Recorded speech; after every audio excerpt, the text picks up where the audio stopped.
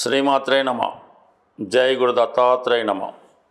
ఈ వీడియోలో మనం వృషభ రాశి వారికి అక్టోబర్ 1 నుంచి 15 మధ్యలో జరగబోయే పక్ష ఫలితాలు పరిశీలించినప్పుడు ప్రధాన గ్రహాలైనటువంటి శని ప్లస్ గురుగ్రహాలు ఈ రాశి వారికి అనుకూలంగా ఉన్నప్పటికీ కూడా ప్రత్యేకంగా ఈ పక్షంలో 6వ స్థానమందు అంటే శత్రు రోగ రుణస్థానమందు కుజ బుధుల కలయిక జాతకుడికి తీవ్రమైనటువంటి మానసిక అశాంతికి శత్రువుల్ని సృష్టించే అవకాశం ఉంటుంది. అంటే 6వ స్థానంలో కుజుడు సహజంగా ఈ రాశి వారికి సప్తమ వ్యయాధిపతిగా 6వ స్థానంలో రావడం వల్ల పార్ట్నర్స్తో కానీ జీవిత భాగస్వామితో కానీ అన్నదమ్ములతో కానీ విభేదాలు రావడం జరుగుతూ ఉంటుంది.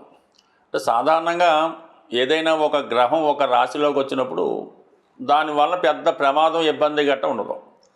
దానికి వేరొక శత్రుగ్రహం లాంటిది కలిసినప్పుడు సాధారణంగా అది ఎక్కువ ఇబ్బందుల్ని క్రియేట్ చేస్తూ ఉంటుంది. ఇక్కడ కుటుంబ స్థానాధిపతిగా ఉన్నటువంటి వాడు బుధుడు, అలాగే పంచమ స్థానం సంతానం, అలాగే మీ శిష్యులు, మీ దగ్గర పని నేర్చుకున్న వాళ్ళు, కొన్ని సందర్భాల్లో మీకు సహాయకులు ఎవరైతే మీరు చాలా ఆప్యాయంగా పుత్ర సమానులుగా శిష్యులుగా చూస్తారో అటువంటి వారితో విభేదాలు, వాళ్ళు ఏదైనా ఒక విధమైన కుట్ర చేసి మిమ్మల్ని ఇబ్బంది పెట్టాలనే ప్రయత్నం చేయడం కానీ, మొత్తం మీద కుటుంబ సభ్యులతో విభేదాలు ఎక్కువగా వచ్చే అవకాశం ఉంది.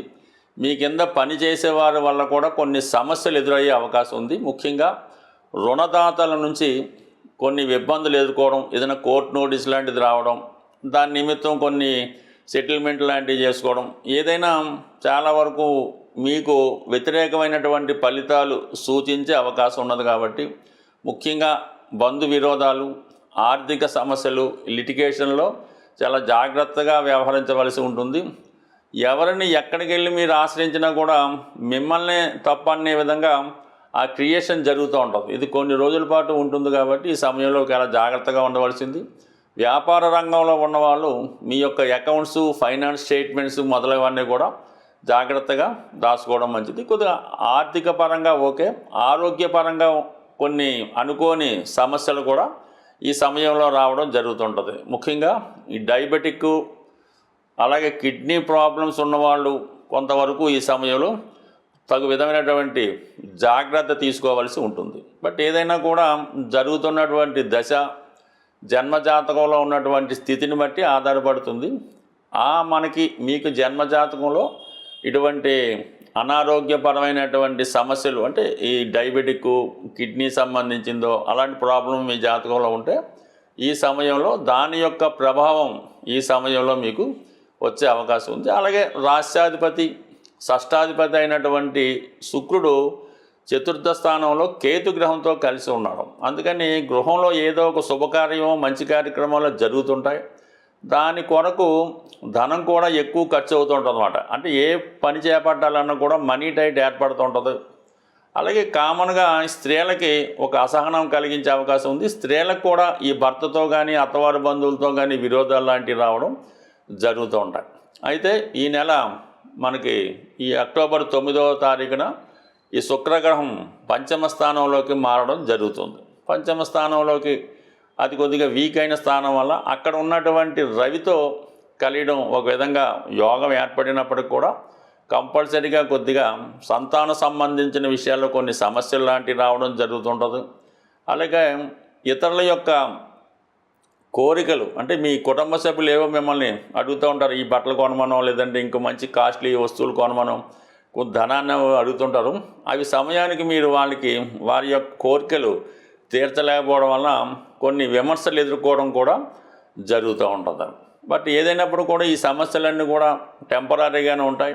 ప్రధాన గ్రహాలైనటువంటి శని లాభస్థానంలో తన యొక్క సొంత నక్షత్రం మీద ప్రయాణించడం వల్ల ఏంటంటే అటు భాగ్య రాజ్యాధిపతి ఫలితాలు అంటే ఉద్యోగపరమైనటువంటి అభివృద్ధి కలుగుతూ ఉంటుంది.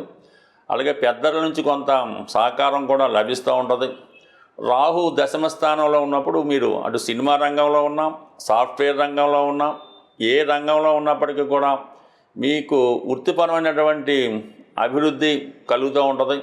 మీరు ఊహించిన దానికన్నా వృత్తిలో ఎక్కువ లాభాలు కానీ రావడం కానీ అభివృద్ధి కానీ కలుగుతూ ఉంటుంది. గురువు కూడా యాస్టీజ్గా బాగున్నాడు.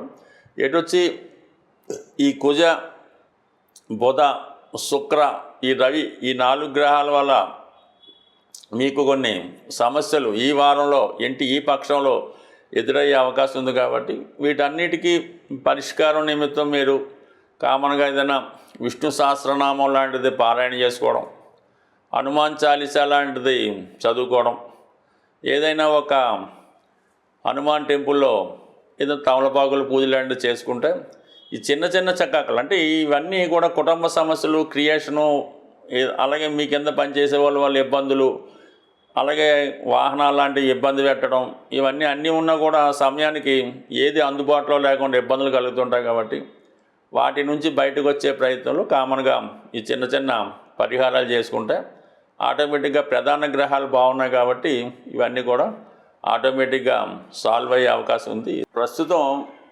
ఎవరైనా కొన్ని ముఖ్యమైనటువంటి పనులు ప్రారంభించినప్పుడు మన యొక్క అంటే మీ నక్షత్రాన్ని బట్టి తారాబలం అని ఉంటుందన్నమాట. అంటే ప్రతిరోజు ఒక నక్షత్రం, కొన్ని హోరలు, తిథి, వార, నక్షత్ర, యోగ, కరణాలు ఇవన్నీ నడుస్తూ ఉంటాయి. అయితే ఎక్కువగా రోజు కన్నా, తిథి కన్నా నక్షత్రం అన్నది కొద్దిగా బలంగా ఉండడం జరుగుతూ ఉంటుంది. అందుకనే మన ఈ ముహూర్తాలు అవి నక్షత్రాన్ని బట్టి పెడుతూ ఉంటారు. ఏదైనా అంటే ఈ పంచాంగంలో ఇవన్నీ కూడా మీకు ఉంటాయి. ఏదైనా ఒక ప్రయాణం చేస్తున్నారు, మీరు ఏదైనా ఒక పని మీద వెళ్ళినప్పుడు ఒకరిని సంప్రదించినప్పుడు క్షేమతార అంటే మీ నక్షత్రం నుంచి 4వ తార క్షేమతార అవుతుంది. అది ప్రయాణాలు చేపట్టిన, భూమి, స్థిరాస్తి లాంటివి కొనుక్కున్న దానివల్ల మీకు చాలా లాభం అది కలిగే అవకాశం ఉంది. అలాగే సంపత్తార అని ఉంటుంది. 2వ తార అంటే మీ నక్షత్రానికి 2వ తార లెక్కెట్టుకుంటే ఆ సంపత్తారలో మీరు బ్యాంక్ అకౌంటు ఓపెన్ చేసుకున్న అంటే ఆ తారాబలం ఉన్న రోజు మీరు ఎవరి దగ్గర కూడా అప్పు తీసుకున్నా లేదంటే అప్పు ఇచ్చినా అది మీకు వాళ్ళకి కూడా కలిసి రావడం జరుగుతూ ఉంటుంది. ఏదన్నా బంధుత్వం కలుపుకోవాలన్నా కూడా ఈ సంపత్తారలో మీరు కలుపుకోవచ్చు. ముఖ్యంగా ఉద్యోగ ప్రయత్నాలు, ఏదైనా కోర్టు కేసు వేయాలి, అప్పు కోసం, రుణం కోసం అప్లికేషన్ పెట్టుకోవాలి అనుకున్నప్పుడు సాధన తార, ముఖ్యంగా ఈ ఉద్యోగం కోసం ప్రయత్నం చేస్తున్న నిరుద్యోగులు ఈ సివిల్స్ లాంటి ప్రిపేర్ అయ్యేటప్పుడు మీ ఎగ్జామ్స్ రాసే రోజు కానీ, అప్లికేషన్ పెట్టే రోజు కానీ సాధన తారలో మీ యొక్క అప్లికేషన్ పెట్టి ఆ ప్రయత్నం చేస్తే 100కి 100 రూపాయలు అది సక్సెస్ అవుతుంది. క్రీడాకారులకు కూడా ఈ సాధన తార అన్నది చాలా బలమైంది. అంటే మీ జన్మ నక్షత్రం నుంచి లెక్కెట్టుకుంటే 2వ తార, 4, 6 చాలా వరకు సక్సెస్ ఇస్తాయి. ఇంకా క్షేమతార ఇవన్నీ పక్కన పెడితే 8వ తార, 9వ తార కూడా ఉంటాయి. బట్ 8వ తార అన్నది కొంతవరకు మిశ్రమ ఫలితాలు ఇవ్వడం జరుగుతూ ఉంటుంది. 9వ తార కూడా అంతే ఫలితాన్ని ఇవ్వడం జరుగుతూ ఉంటుంది. అంటే కొన్ని కార్యక్రమాలకి కొన్ని నక్షత్రాలు చాలా వరకు మనకి సహాయపడుతూ ఉంటాయి.